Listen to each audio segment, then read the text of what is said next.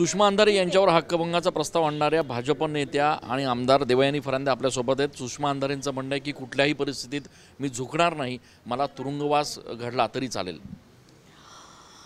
ही जी पद्धत आहे बोलण्याची, हे लोकशाहीला, न्यायव्यवस्थेला, घटनेला पायदळी तुडवायचं काम आहे। ह्या देशामध्ये संविधानापेक्षा, घटनेपेक्षा, कायद्यापेक्षा कोणीही मोठं नाही आहे। त्यामुळे कुठल्याही नेत्यांवरती सुषमा अंधारे ह्या सातत्याने आरोप करतात, बिनपुराव्याचे आरोप करतात। राजकीय आरोप हे वेगळे असतात, पण एखाद्या प्रकरणामध्ये कोणाचा काहीही संबंध नसताना त्याचं नाव जोडणं आणि त्याचा समाजामध्ये प्रतिमा मलिन करण्याचं काम करणं हे चुकीचं आहे। आणि चुका करूनसुद्धा त्या अशा पद्धतीने वागतायत की कायदा त्यांना ह्या देशातला लागूच नाही आहे। मला असं वाटतं आहे की मी विधानसभेमध्ये हक्कभंग समितीच्या म्हणजे विधानसभेमध्ये हक्कभंगाचा प्रस्ताव आणलेला आहे। अध्यक्षाने तो दाखल करून घेतलेला आहे। त्याच्यावरती काय कारवाई होते ते आपण बघूया। त्याचं महत्त्वाचं कारण आहे की एकतर माझ्या नावाने त्यांना आलेलं निनावी पत्र की ज्याच्यामध्ये पूर्ण मजकूर माझ्या नावाचा होता, त्यांनी पत्रकार परिषद घेतली। मी तुम्हाला सांगते, मी 30 वर्षांपासून राजकारणामध्ये काम करते। अशा पद्धतीचा मूर्खपणा आजपर्यंत आम्ही कधी केला नाही आणि कधी करणार नाही। कारण निनावी पत्राला किती महत्त्व द्यायचं असतं। बरं, पत्रकार परिषद घेऊन पत्रकार परिषदेमध्ये नाव नाही घ्यायचं, मात्र पत्रकारांना ते पत्र द्यायचं आणि सगळीकडे सोशल मीडियावरती व्हायरल करायचं, हा शुद्ध वाह्यातपणा आहे। हा विरोधी पक्षाला अशा पद्धतीचं शोभत नाही, हे लोकशाहीमध्ये शोभत नाही। आणि लोकशाहीमधली तत्त्व ही पायदळी तुडवण्याचं काम त्या करतायत। आणि ते पत्र त्यांनी पत्रकार परिषद घेतल्यानंतर पत्रकारांनी माझ्यापर्यंत 1 तासामध्ये पोचवलं।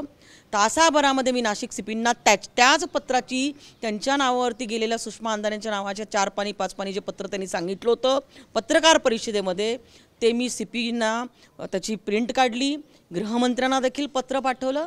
आणि त्यामुळे अशा पद्धतीची लोकप्रियता मिळावी म्हणून काहीतरी स्टेटमेंट करण्याचं त्यांनी थांबवावं। जनता काही दूधखोळी नाही आहे, जनतेला सगळं माहिती आहे। पण इथून पुढच्या कालावधीमध्ये अशा पद्धतीचे आरोप हे खपवून घेतले जाणार नाही। घटनेपेक्षा, संविधानापेक्षा आणि देशामध्ये कायद्यापेक्षा कोणी मोठं नाही। लोकशाही टिकवण्यासाठी अशा पद्धतीचा संघर्ष आम्ही करतोय आणि त्यामुळे आमच्यावर कारवाई केली जाते, असा देखील त्यांचा म्हणण्याचा अर्थ आहे। मी तुम्हाला काय म्हटलं की एखादं निनावी पत्र आलं तर लोकशाहीच्या तत्वामध्ये निनावी पत्राला काही किंमत नसते।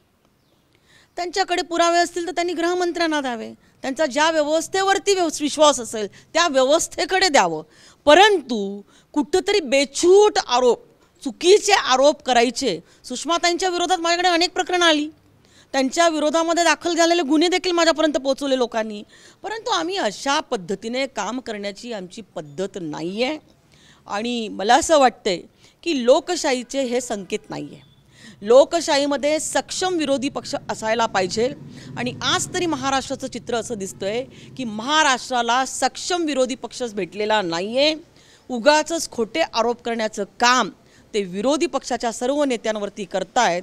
आणि हे संविधानाचा देखील अपमान आहे, लोकशाहीचा देखील अवमान आहे। आणि घटनेने आणि भारतरत्न डॉक्टर बाबासाहेब आंबेडकरांनी जे काही कायदे आपल्याला दिले त्याचा देखील हा अवमान आहे। आणि मी कायद्याला मानणारी आहे, मी घटनेला मानणारी आहे, मी संविधानाला मानणारी आहे। मी 30 वर्ष लोकप्रतिनिधीमधून निवडून जात आहे। खरं तर मी त्यांना महत्त्व देणार नव्हते, पण तो सातत्याने कुठल्या ना कुठल्या नेत्यांवरती त्या बेछूट आरोप करत सुटतायत।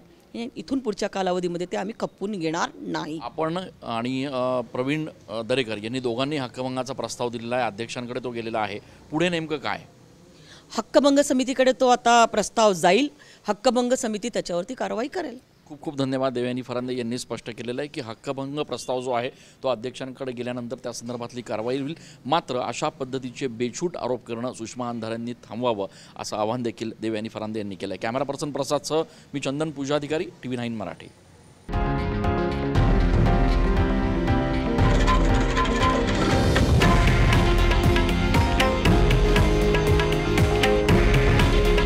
हे आहे देशातील नंबर 1 न्यूज नेटवर्क आणि आपण पाहत आहात TV9 मराठी. काळजी तुमची, हित महाराष्ट्राचं.